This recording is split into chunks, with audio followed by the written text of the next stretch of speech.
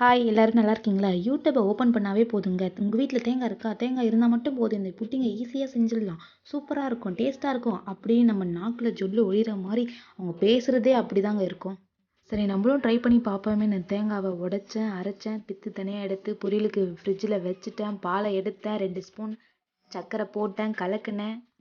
நம்ம சேனலை சப்ஸ்கிரைப் பண்ணாமல் பார்க்குறீங்க, காசாக பணமாக ஒரு சப்ஸ்கிரைபை போட்டு விடுங்க.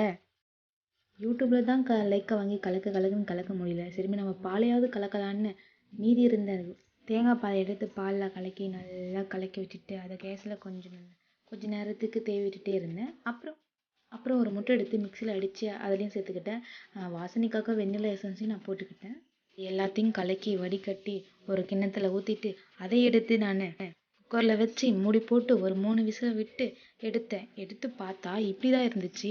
சரி, 1 மணி நேரம் ஃப்ரிட்ஜில் வைப்போன்னு வச்சு எடுத்தேன். ஆனால் எனக்கு ஃபைனலாக வந்ததோ இந்த மாதிரி தாங்க வந்துச்சு. என்ன தப்பு பண்ணேன்னு தெரியல. நான் என்ன தப்பு பண்ணேன்னு உங்களுக்கு தெரிஞ்சிருந்தேன் எனக்கு கமெண்ட்டில் சொல்லுங்கள்.